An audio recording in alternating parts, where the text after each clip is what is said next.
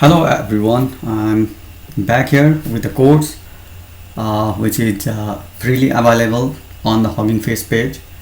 I will be going through the NLP course to get some knowledge for myself, and in the meantime I plan to create some video content so that it will be helpful for me as I go back, as well as for all the other people like you who are watching the video, so that they can get started. So let's move on. So let's talk about some introductory phase of this course. This course is mainly based on the NLP part, and they have divided this course into the three phases. First one is the introductory phase, where they will just provide the introduction for the transformer models, how we can use them, and how we can fine-tune those pre-trained models. And in the next phase they will dive in a little bit deeper, where they will talk about the various datasets library, various kind of tokenizer library, and the main tasks in NLP that can be done. And in the advanced part they are planning to talk about how this transformer model can be used in the field of speech processing as well as computer vision. And according to them, they mention here that the prerequisite for this course is a little bit knowledge of or sound knowledge of Python as well as deep learning. So you don't have to worry about it. Whenever the knowledge of Python or deep learning is required, I will be providing you all the context of the Python and deep learning that are required in this course, so don't worry about that. Now they have mentioned about the authors who contributed in this course, so you can go through them in details, and you can also follow them and their work which are related to natural language processing, so you can follow them. And then what we have is the next section related to FAQ, frequently asked question. So most frequently asked is there certification? The answer is no. How much time? So we need to spend 6 to 8 hours per week, and then we can complete this course. So if you have any kind of question where we can ask here, in every chapter we have a yellow bar that's contain ask a question. When we click on that, we will move on to the Hugging Face forums like this one, where we will find the people talking about the problems, various problems they have faced.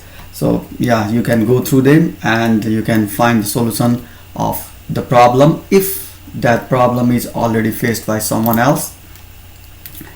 And in the next part, everyone is asking about the code. So in the beginning of each chapter, the code which we will be using is easily available in Colab as well as in Studio Lab. We can click any of them and then we will get the code. And if you want to go through their GitHub repos, it is available through this link. You can use also that GitHub repo. If you want to contribute to the course, you can do so by adding the chapters or including some code, or maybe finding some bug and solving that problem in many ways. Also, you can help them by translating the chapter into your own language. You can go through their repo and then you can help them translating. It all depends on you, how you want to help them. And for reusing this code, you just have to give them a credit and you are free to use their code. So this is all about the basic introduction of the course. So let's get started by going through their setup chapter. So let's go through it. So let's finish this chapter today. So in this chapter we will be just setting up the working environment, and here they have mentioned that all the codes are easily available in the Google Colab, so it will be easy for us if we use Google Colab and move along with them, or in other ways you can set up the things into your one system and then work on it. It's all depends on you. And according to me, in this tutorial I will be using Google Colab, as it will be very easy to work on. And for going through the material of this course, you don't have to worry about anything. You just need a Hugging Face account and you can create it in Hugging Face, so it's not a big deal. For setting the things that we will require for working onto the transformer part, we will need to first install the transformer library as follows. So let's copy it, and then we can move on to the Colab file, or what we can do is we have ask a question section. In this way, if we move on to this part, we will have open in Colab, so we can use this directly from here. It will open, and now we have our things. So what we can do, we can do it in our one way. What we can do it, we can open the Google Colab and try installing those transformer packages library, I mean. So let's install it, and after installing it, you can make sure package was correctly installed by importing.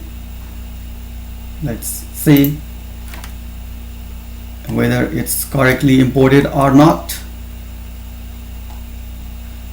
Execution is completed. Let's go on and paste those things, and then again set. It's perfectly installed. So next phase is to install a very light version of transformer. In particular, no specific machine learning frameworks like PyTorch are installed.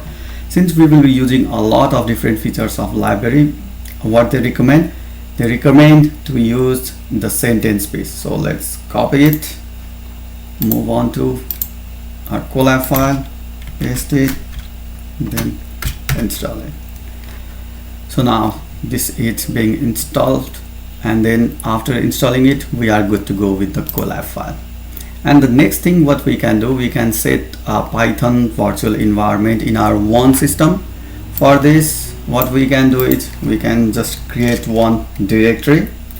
For example, we can create test, and then what we can do is we can see whether it's let's move on to that directory. So cd, name of our directory is test, so we are inside the test now. As we can run ls command, it won't give any output, as we don't have anything listed inside that. So let's create virtual environment using command python dash m venv, and now this is the name of our virtual environment. Let's name it .env. So .en virtual environment will be created. Now when I do ls, it won't list anything as it is hidden. So let's use this command. Now I can see .en file, that is folder that is created. Now next phase will be to activate this environment that is created by us. So let's activate this source, and then name of the environment, which is en in my case, and bin, and then activate. So .en is appearing in front of my command, so I can say that my environment is being activated. Otherwise, what I can do, I can ask which environment I'm currently in. So it's .en, and to deactivate it, I can simply run the command deactivate. I will move back, and when I run again with Python, it will show me that I'm in the base environment, so in general environment, not in the environment that I have created for that project. Now let's go back to that environment.